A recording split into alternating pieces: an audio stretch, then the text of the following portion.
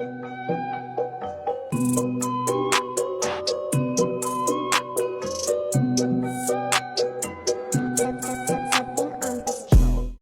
pemirsa Donting TV, apa kabar? Saya Tanti Murdoko, inilah Muay Thai Corner. Saat ini saya berada di Golkoni Kota Bandung bersama dengan narasumber-narasumber yang hebat.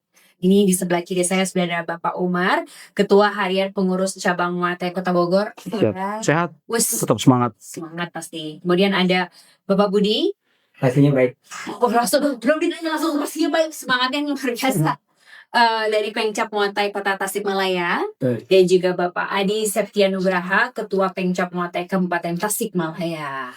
Alhamdulillah baik. Ini hari ini kenapa semangatnya semuanya membara? Karena kita ada di acara BK Muay Thai.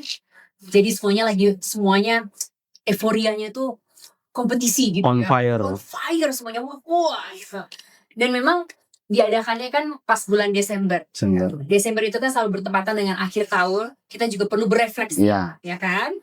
Nah, termasuk juga saya mau mengajak semua bapak-bapak ini untuk berefleksi lah tentang olahraga Muay Thai ini. Kalau saya boleh mengatakan olahraga ya, saya bilangnya itu salah satu seni lah kayaknya ya. Kalau Muay Thai itu seni kan sebetulnya ya. Sebetulnya seperti itu. Sebenarnya begitu ya.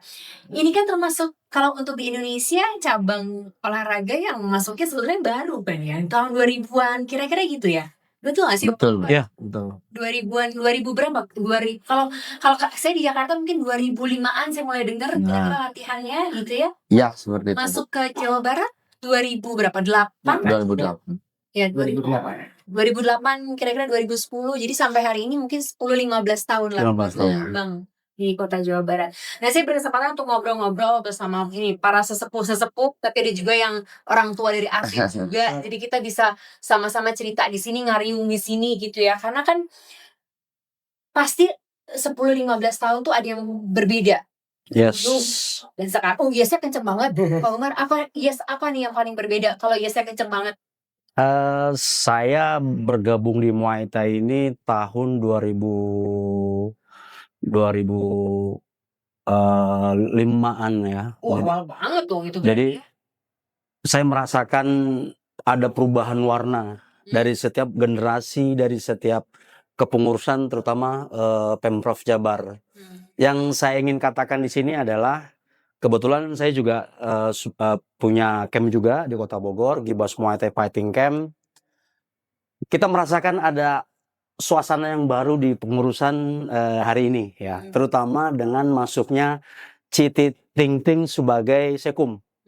Nah, sedikit cerita, saya beberapa kali mengikuti Porprov, BK, Kejurprov ya beberapa tahun yang lalu. Perbedaannya adalah BK hari ini dengan masuknya Citing Ting ya di dalam manajemen, dalam kepengurusan Pemprov itu lebih detail. Lebih detail, lebih terorganize. Contoh kecil. Kalau dulu sebelum Citing Ting masuk, mungkin teman-teman masih ingat ya, hal kecil aja.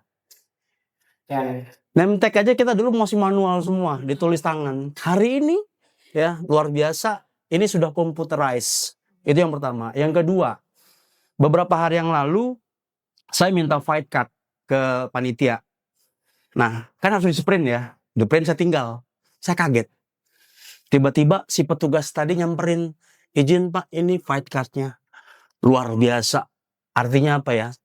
Mereka melayani, mereka mengorganisasi dengan baik, dan memang itu yang kami rasakan. Jadi kita pun di venue gitu kan, ketika ada pertandingan juga merasa nyaman dan semuanya terlayani ya.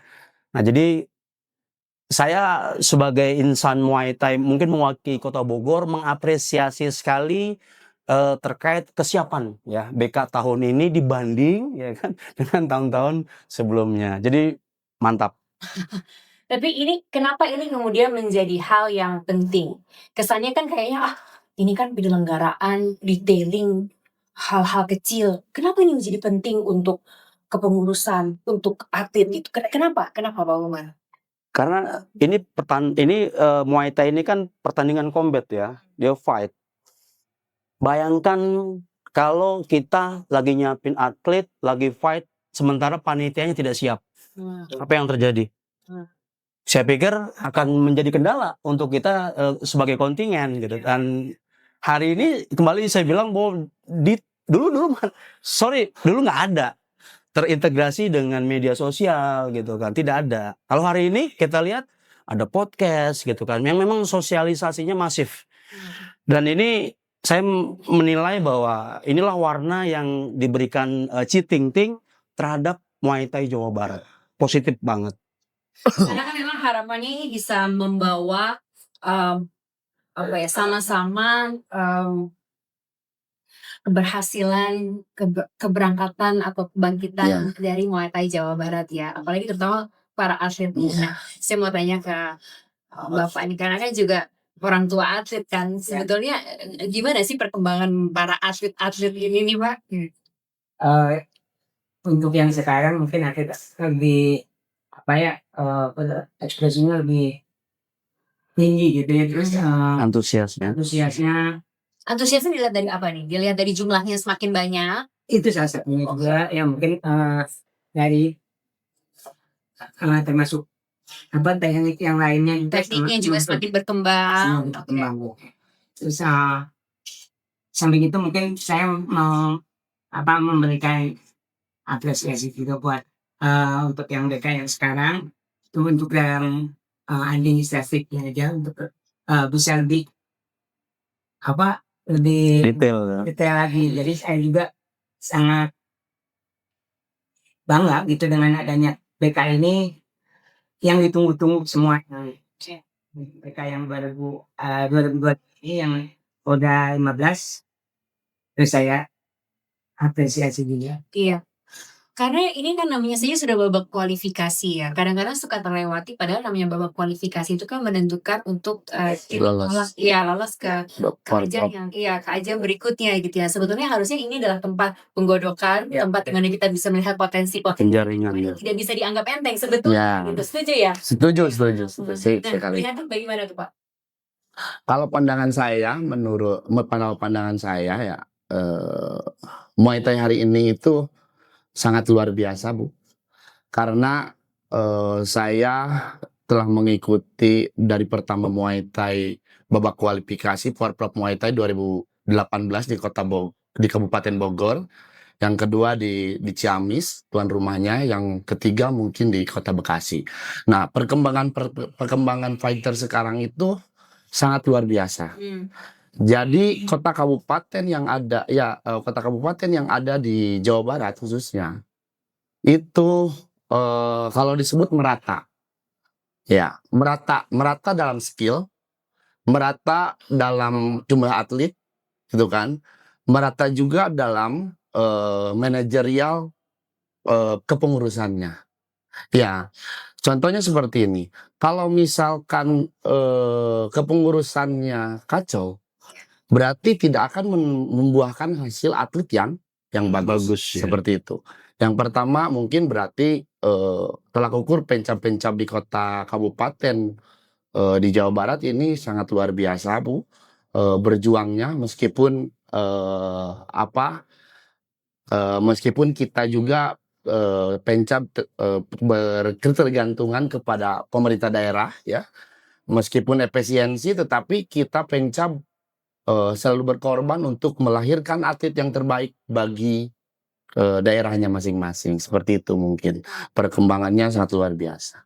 Iya, dan bahkan di kondisi apapun juga ternyata kita bisa menghasilkan kok, kelihatan kok. Ya, bahwa ada yang muncul nama-nama yang kelihatan potensi-potensi itu masih tetap ada gitu. Ada Bu. Walaupun di kondisi yang sulit mungkin ya. Kalau bahasa pemerintah mungkin efisiensi ya. Bahasa efisiensi itu kalau efisiensi karena mungkin ngaruh kepada kita Bu. Karena kita itu ketergantungan, mungkin ya sedikit ketergantungan kepada KONI gitu kan. Selain ke KONI berkegantungan ke pemerintah daerah. Kalau pemerintah daerahnya support ke KONI, pasti KONI pun support ke cabornya masing-masing. Kan seperti itu mungkin hierarkinya. Nah, alhamdulillah karena kita sebagai ketua cabur ini, ketua cabur atau pengurus cabur yang luar biasa aktif mungkin yang luar biasa perjuangan berkorban untuk melahirkan atlet yang bagus mewakili daerahnya masing-masing itu seperti itu mungkin. Tapi kita ini sebetulnya punya kesempatan besar tidak sih kalau kita bicara internasional? Mungkin kalau sampai di tingkat ini kita bicara tahun depan ya, kan kita berefleksi. SEA Games ya. SEA Games kan kita sudah pernah membuktikan loh, ada beberapa ya. Kita sudah membuktikan tuh adalah minimal silver pernah gitu ya. Tapi kalau internasional, sepertinya kalau beberapa kali ada di kancah internasional tuh selalu kalah di usia ya. Salah di usia, Bu. Ya. Setuju nggak kalau saya bilang begitu? Ya, setuju, Bu.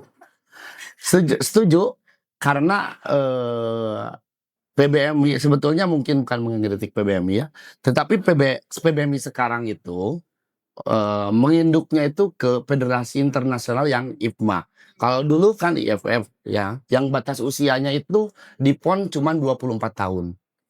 Berarti kita kalau misalkan mau jenjang internasional gitu kan harus lebih dari 24 tahun dong gitu kan ya. Nah, sekarang di Forprov aja sekarang batas usia 30 tahun. Untuk menjadi atlet atlet pelatnas itu di atas 41 tahun juga sudah masih bisa menjadi atlet pelatnas. Kalau saya lihat di ADRT PBMI yang sekarang. Berarti kan 5 tahun ke depan Muay Thai Indonesia bisa berkembang dan bisa bersaing dengan negara-negara lain. Menguntungkan sebetulnya. Menguntungkan. Dengan kepemimpinan Bapak Lanyala Mataliti. Jadi saya tambahkan sedikit terkait perkembangan Muay Thai di Jawa Barat ya, bisa Jawa Barat. Setuju atau tidak bahwa kenyataannya Muay Thai itu hari ini sudah menjadi industri. Ya, jadi saya melihat perkembangan di Jawa Barat ini sangat bagus ya. Kenapa sangat bagus? Ya, ini karena ini ada satu fenomena yang saya lihat gitu kan. Dengan banyaknya lahir promotor-promotor lokal yang mengorbitkan atlet-atletnya sampai ke jenjang internasional. Contoh, kembali nih baju yang saya pakai ya, ini keren nih. Jadi ya ini adalah belum 1 tahun ya, Donting Management dibentuk oleh Cit Ting Ting. Kemudian ini menjadi inspirasi buat teman-teman fighter yang lain. Kenapa saya bilang demikian? Karena ada beberapa atlet lokal ya yang hari ini diorbitkan. Ada kita punya Redo, kita punya Adisti, kita punya juga Topan. Nah ini sedang landing untuk go internasional. Beberapa kali mereka tanding di Thailand dan menang. Ingat, menang. Ada beberapa kali menang. Dan kemudian ini menjadi inspirasi tentunya bagi teman-teman atlet yang hari ini sedang bertumbuh ya, sedang menjejaki dunia profesional. Nah, jadi itu satu, belum yang lain di Kabupaten Bekasi, di Kabupaten Kota Bekasi juga sama. Mereka punya promotor-promotor lokal yang memang sedang berjibaku untuk mendorong bagaimana teman-teman atlet ini go internasional. Dan dengan demikian maka sepakat dengan apa yang dikatakan oleh Ketua Adi tadi bahwa dunia Muay Thai 5 tahun ke depan akan berkembang. Ya, dan kembali ya, ini peran dari pengurus Pemprov Jawa Barat pastinya gitu kan, yang juga didukung oleh kami yang berada di Pencap-Pencap. Tapi saya tuh sebetulnya mendampingi Topan kemarin sama Cit Ting Ting ke Thailand. Dia bertanding di One Lumpinee. Berbicara mengenai promotor kemarin. Jadi ini sebenarnya saya cerita ini supaya menggeliatkan juga teman-teman promotor-promotor yang sekarang sedang berkembang. Yuk kita berkembang bersama nih. Karena ketika kemudian untuk pertama kalinya nama Indonesia ada di Thailand, semuanya kaget sebetulnya gitu. Dan ternyata mereka mulai berkasak-kusuk gitu. Dan mulai mencoba untuk mendekati kita. Yang berarti bahwa pasar Indonesia sebetulnya mulai dikejar. Lagi dilirik dunia internasional. Misalnya kita betul-betul, tadi kan disebut industri kan. Itu berarti bahwa kalau kita mau bergeliat bersama, kita mau profesional bersama, ya ayo kita harus bareng-bareng gitu. Tapi mau profesional catatannya jangan kemudian kita berantakan nih gitu. Ngerti catatannya ya? Ya betul. Karena mereka memang sangat rapi, sangat teratur, detail gitu, dan betul-betul memang industrinya sudah berjalan sangat advance gitu. Jadi kalau kita mau ngejar ke sana ya memang harus kerja keras. Iya. Saya nggak bisa bilang kerja cepat bahkan gitu, harus kerja keras dan kerja sangat. Didukung semua pihak. Ya, Didukung semua pihak. memang harus kerja semua pihak nih gitu. Tidak hanya bapak-bapak, tapi juga pemerintah, para atletnya, gitu. Stakeholder ya, stakeholder. Saya nggak tahu nih kesiapannya gimana juga gitu. Jangan-jangan bapak-bapak siap, atletnya sih pemerintahnya nggak siap. Nice. Itu juga kan. Betul. Ya. Nah, jadi memastikan itu semua nih, saya nggak tahu nih gimana ya hari ini gitu. Dan memang bicara Jawa Barat ya, terkait prestasi ya, KONI Jawa Barat, memang cabur Muay Thai ini adalah cabur unggulan. Di mana kita sudah menjadi cabur unggulan beberapa tahun yang lalu. Ini ditunjukkan, buktinya adalah kita beberapa kali menjadi juara umum ya dari beberapa kejurnas. Yang saya ikuti itu tahun 2022 kalau nggak salah akhir, kita bawa kontingen Jawa Barat ke kejurnas di Banten dan kita menjadi juara umum ketika itu.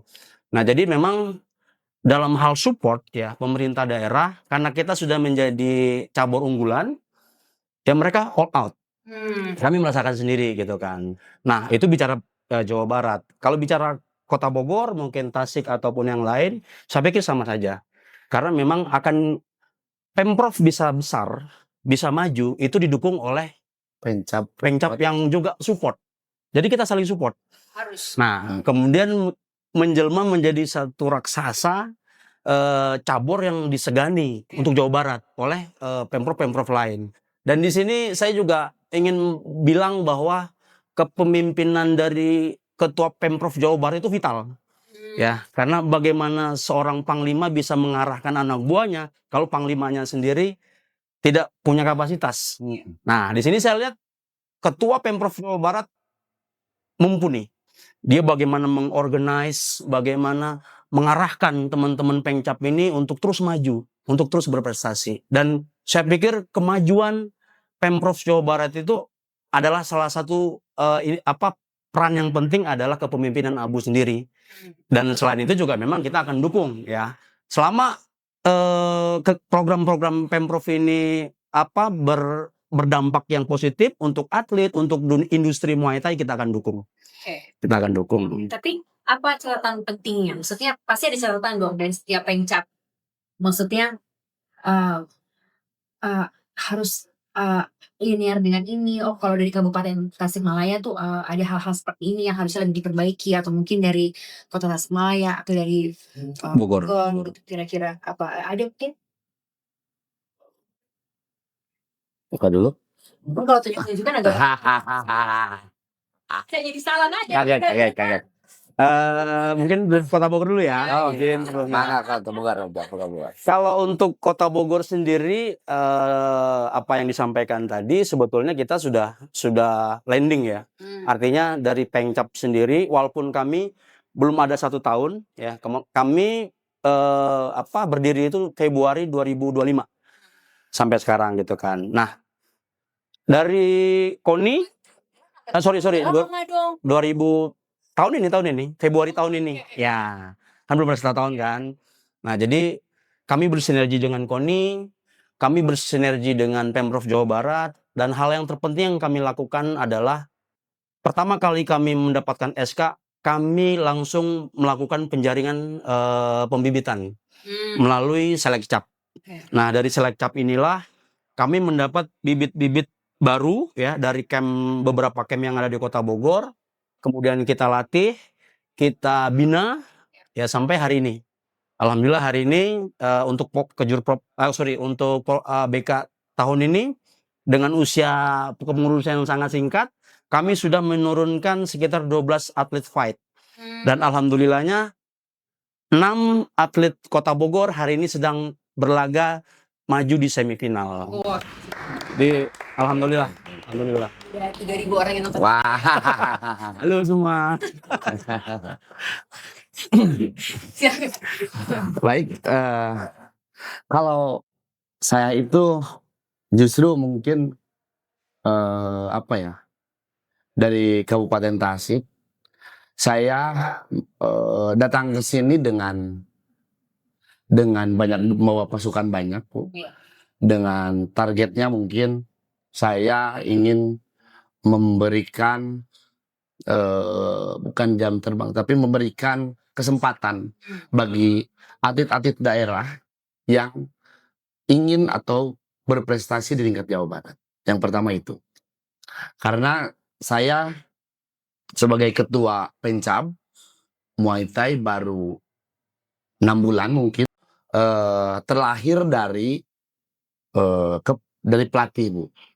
Saya dari pelatih dari pelatih pembantu umum menjadi pelatih gitu, pelatih utama, menjadi ketua harian, dan sekarang mungkin alhamdulillah berkat dorongan Bapak Agustiana, terima kasih, saya didelegasikan menjadi ketua Pencab Muay Thai Kabupaten Tasikmalaya, dan sampai saat ini saya berangkat ke sini dengan 18 kategori atlet ya, yang alhamdulillah di Porprov tahun ini yang lolos 15 kategori, yang gagal itu cuman 2 kategori atlet yang gagal gitu kan. Nah, berarti mungkin ini adalah peran bentuk dari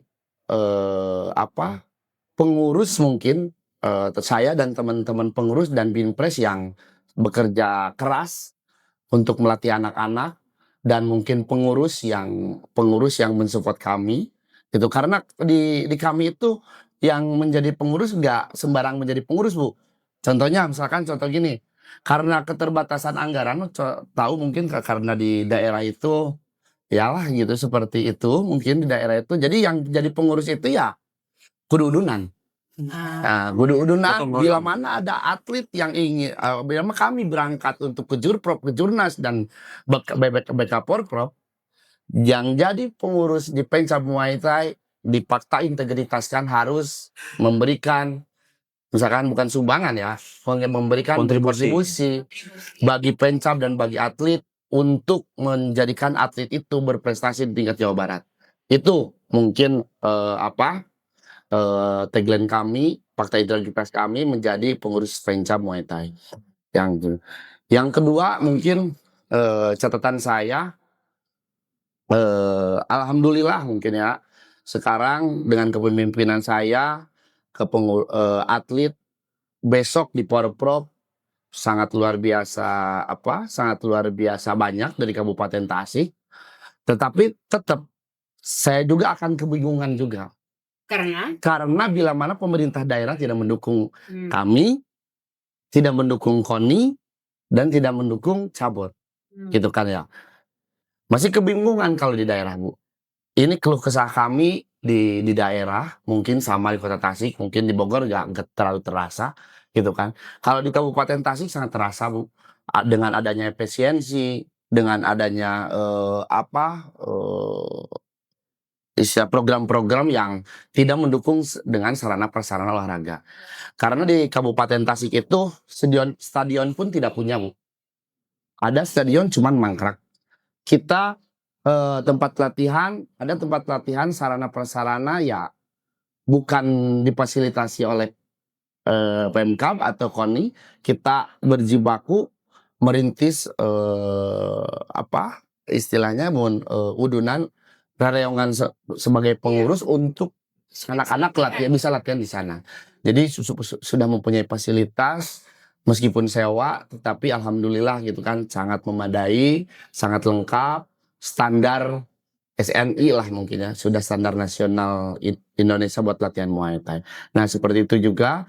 Yang ketiga mungkin saya berterima kasih juga kepada Ketua Pemprov Muay Thai yang sekarang menjadi ketua harian PBMI, yang telah memberikan kami kesempatan, khususnya saya di daerah gitu kan, atlet-atlet saya kemarin di NTB diberikan mandat dari Jawa Barat untuk mewakili Jawa Barat di Kejurnas di Nusa Tenggara Barat gitu kan, dan kami pun menjadi lapis 2, tapi kan Jawa Barat itu punya 2 lapis ya, Bu.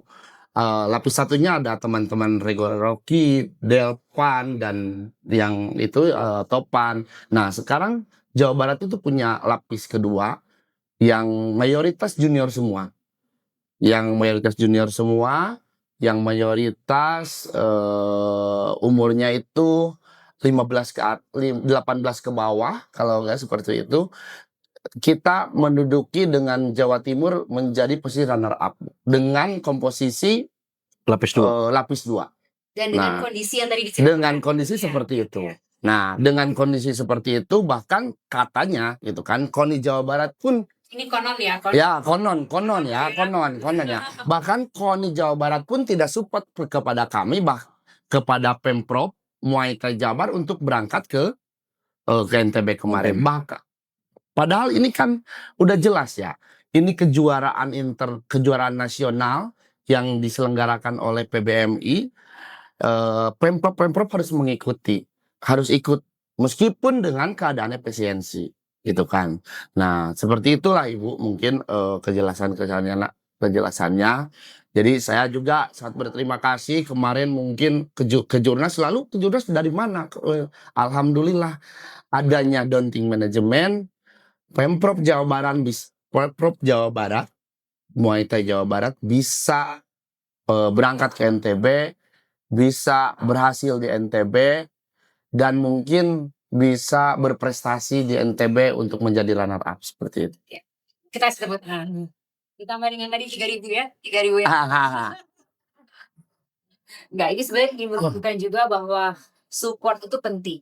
Karena ternyata kita punya anak-anak yang hebat-hebat gitu yang sebetulnya mereka mau maju, mau kemudian berkembang, punya talent. Karena saya ingat banget Topan itu pertama di Thailand itu bertanding sama atlet Jepang umurnya 19 tahun. Iya.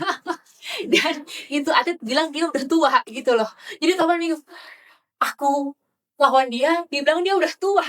Aku nih, sementara tadi kan dibilang atlet Arin itu yang lapis kedua itu kan umurnya 18 tahun, dan itu sebetulnya yang junior yang harus kita angkat ya, nanti akan menjadi regenerasi berikutnya. Mereka lah sebetulnya yang akan maju ke depannya kan. Ya, seperti itu. Ya Pak, gimana nih Pak atlet kita nih Pak? Atlet kita sebetulnya yang apa yang disampaikan sama Bapak Adi sama Bapak Oman itu beda jauh ya mungkin. Intinya mungkin kalau misalkan khususnya dari Tasikmalaya, kadang memang ada kesulitannya, tidak banyak berat badannya yang ikut serta dalam PKM ini. Kita menurunkan atlet-atletnya yang di kelas yang kecil-kecil. Makanya kita nggak banyak menurunkan atletnya, cuma 10 atlet ya. Terus yang kebetulan yang lolos mungkin 18 dasar 6. Ya. Termasuk sini baiknya 5. Alhamdulillah juga kita tetap kasih support sama yang lainnya juga, bahwa bahasanya atlet-atlet yang juga yang diunggulkan yang sekarang mungkin kita lebih untuk yang kedepannya lagi itu bisa mencari lagi ya berat badannya bisa lebih banyak lagi ditampilkan di makeup berikutnya. Iya. Karena berat badan ini juga krusial ya. Krusial juga yang mencari berat badannya juga pas. Tapi saat ini lucu ya, mereka itu ini kita ngomong di luar dari konteks yang serius. Kita ngomong santai-santai, makanya tegang nih. Atlet-atlet ini, Ayo silakan yang salam. Atlet-atlet ini kayaknya mereka itu kelihatan serius di lapangan. Iya. Maksudnya kelihatannya kan mereka kalau lagi fight itu kan kayaknya tuh kayak musuh-musuhan gitu ya, buas, kayaknya mereka keras gitu. Tapi kok aslinya kok kayaknya lembut, terus mereka pendiam gitu ya. Iya. Gimana sih kan itu sebetulnya mayoritas begitu ya? Mayoritas atlet Muay Thai itu ya Bu, yang saya kenal dan saya lihat dari dulu sampai sekarang gitu. Karena mungkin Muay Thai itu dipopularitaskannya oleh selebritis di Jakarta. Jadi mungkin masuknya itu ke kalangan, bukan ke kalangan yang ke kalangan yang istilahnya yang sering tawuran anak-anaknya. Justru masuknya itu ke kalangan yang atlet rumahan, anak-anak rumahan Bu. Jadi semua atlet ini rumahan semua ini? Atlet rumahan. Jadi itu kasar teh orang Sunda mah lain budak nu balangor gitu sepertinya teh gitu. Dimanapun tidak boleh dipakai berantem-beranteman, tidak boleh dipakai menjadi jago-jagoan di jalan seperti itu gitu kan. Karena saya ultimatum seperti itu. Karena mungkin kalau tidak ada di ultimatum seperti itu, mungkin ya pasti anak zaman sekarang ya, Bu. Justru yang nakal-nakal itu sekarang seperti yang terlibat di kenakalan remaja bermotor seperti itu, justru itu non basic bela diri. Jadi yang macam kayak Ridho Rocky itu jarang ya? Jarang. Itu cuma satu, Bu. Jarang. Ya, Ridho maaf ya. Keren kok dia. Ridho itu sebetulnya ya, Ridho itu polos, Bu. Oh iya. Sebetulnya ya kesini nih pakai tato. Kalau dulu itu kalau sudah berhasil kan. Dulu itu Ridho, saya tahu pertama fight Ridho karena mungkin saya di Tasik bareng-bareng bersama Kota Tasik, Kota Tasik, sama Kota Tasik gitu kan.